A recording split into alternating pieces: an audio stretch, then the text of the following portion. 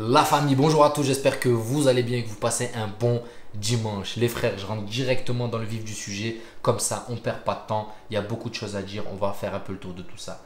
Journaliste pour le puissant tabloïd allemand Bild, Axel S révèle qu'une proposition madrilène va arriver sur le bureau de Nasser Al-Khelaifi dans un timing décidé de longue date par les dirigeants du club de la capitale espagnole.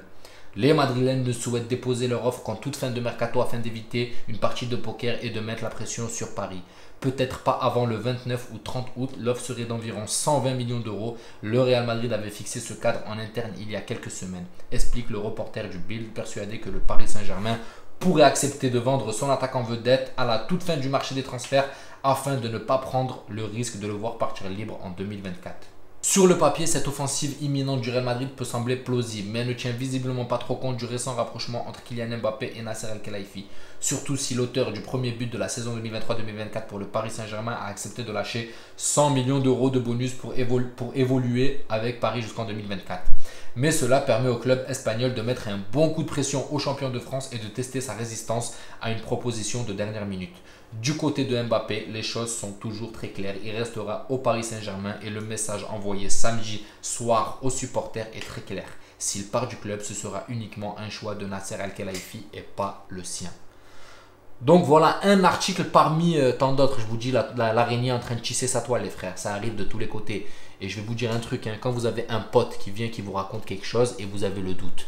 Quand c'est un pote, vous pouvez douter. Mais quand on a 1, 2, 3, 4, 5 qui viennent et qui te racontent plus ou moins la même chose à un détail près, vous comprenez que voilà, le doute peut être semé dans nos cerveaux. C'est normal, on est des humains.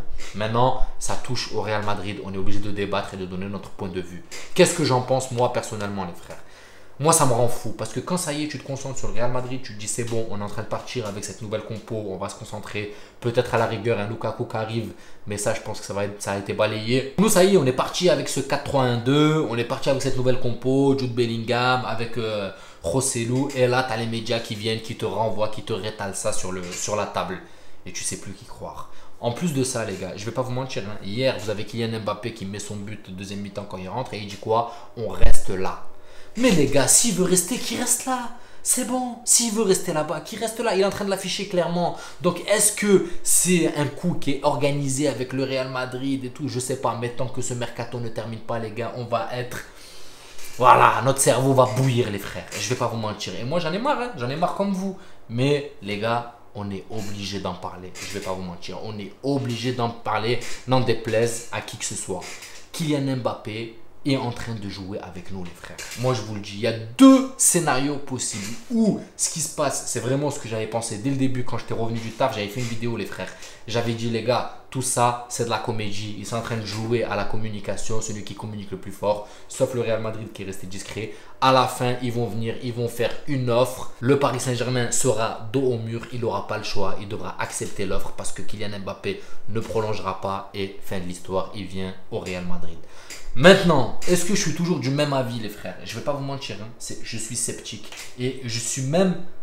Je ne sais plus si j'ai toujours envie de Kylian Mbappé au Real Madrid, les frères. Quand je vois toute la pagaille qui a été faite, toute la pagaille qu'il a organisée, les gars, ça me fait plus trop rêver. Le joueur, oui, quand je vois Kylian Mbappé, j'aimerais le voir évoluer au front de l'attaque du Real Madrid parce que qui ne veut pas Kylian Mbappé, les frères? Faut pas être hypocrite. Moi, j'aimerais bien le voir dans le front de l'attaque. Mais quand je vois le personnage, tout ce qu'il est capable de désorganiser, j'aimerais pas qu'il le fasse au Real Madrid. Je préfère sacrifier un joueur pour le club, les frères. Je préfère mettre Kylian Mbappé de côté, chose que Florentino Pérez apparemment n'est pas prêt de faire.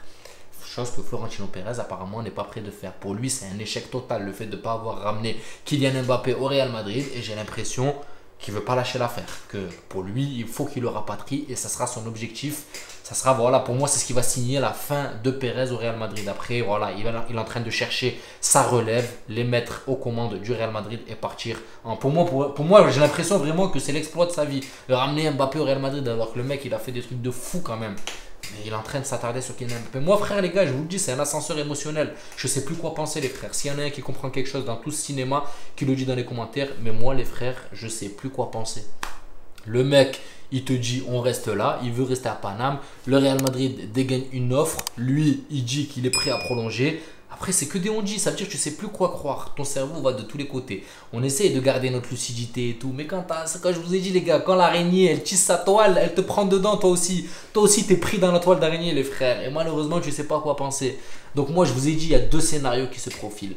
Ou il est en train de jouer avec nous pour faire monter ses enchères. Mais d'un côté, ça aussi, les gars, il vient de s'asseoir sur une prime à 100 millions. Donc comment il va faire monter ses enchères?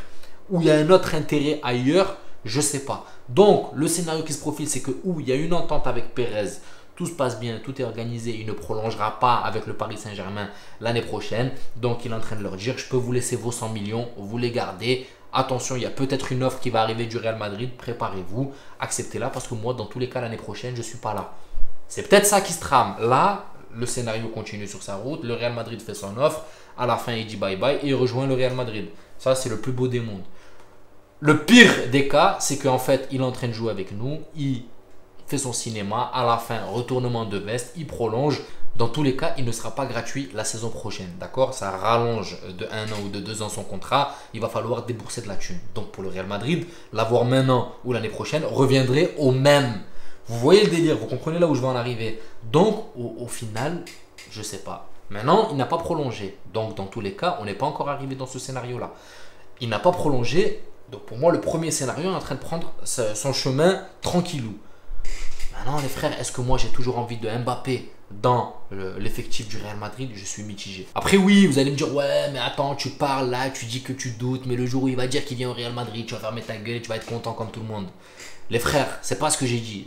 Le jour où il va venir au Real Madrid, bien sûr qu'on va être content. Qui sera pas content que Kylian Mbappé vienne au Real Madrid, les gars? Lui qui te dit non, je serai pas content, il se fout de la gueule du monde. C'est clair et net, il se fout de la gueule du monde. Il parle maintenant, mais quand il va le voir mettre des buts, il sera en train de kiffer sur lui. Excusez-moi, j'allais être dans la vulgarité. Il sera en train de kiffer sur lui. Donc, faut pas être hypocrite. Oui, c'est sûr qu'un goléador comme ça, tu le veux dans ton équipe. Maintenant, j'ai quand même peur sur la santé de cette cohésion de l'équipe. J'ai quand même peur, les frères. J'ai quand même peur de la santé de la cohésion de l'équipe parce que quand j'ai vu la pagaille qu'il a foutue au Paris Saint-Germain, comment il arrive à jouer avec la communication à lui tout seul, j'espère qu'il n'est pas aussi fort pour faire ça au Real Madrid. Attention, c'est ce qui me fait peur. Maintenant, footballistiquement, vous me dites Mbappé au Real Madrid, les gars, arrêtez. Qui va dire non? Qui va dire non, les frères? Voilà, c'est pour ça que je vous dis, je suis mitigé, je suis coupé en deux. Après, lui, les frères, on ne peut pas lui en vouloir. Il a toujours dit qu'il restait une année en plus au Paris Saint-Germain.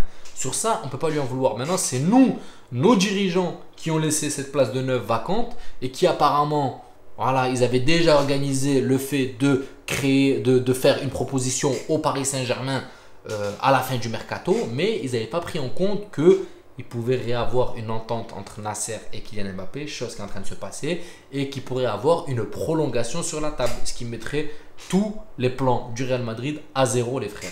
S'il prolonge, le fait de l'attendre l'année prochaine gratuitement, c'est mort. Et franchement, les gars, honnêtement, on se met à la place du Paris Saint-Germain. Moi, je préfère être honnête sur ce coup-là, les frères. On se met à la place du Paris Saint-Germain. Nous, un jour, on a le même cas avec Vinicius. Vous pensez qu'on le laisserait partir gratuitement? Notre star de notre équipe, les gars. Il se passe la même chose avec Vinicius. On le laisse partir gratuitement, les frères? Ben non, tu vas tout faire pour arracher un billet de ta star. C'est clair et net. C'est ce qu'est en train de faire le Paris Saint-Germain.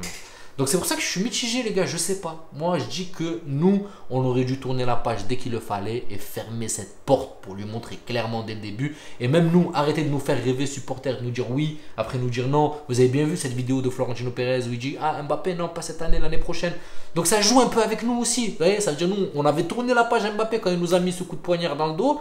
Et au final, regardez, hop, ça revient sur la danse et ça joue avec nous supporters. Et après, nous, les gars, on est humains, on a des émotions, on veut les meilleurs dans notre club, c'est normal. C'est normal que des fois, on flanche. Et moi, là, je suis divisé, les frères. Voilà ce que j'en pense. Dites-moi vous ce que vous en pensez dans les commentaires, mais moi, c'est clairement mon point de vue. Voilà la famille, j'espère que cette vidéo vous plaira. N'hésitez pas à vous abonner, à liker, ça donnera beaucoup de force à la chaîne. Et je vous dis à la prochaine vidéo et prenez soin de vous. Ciao la famille.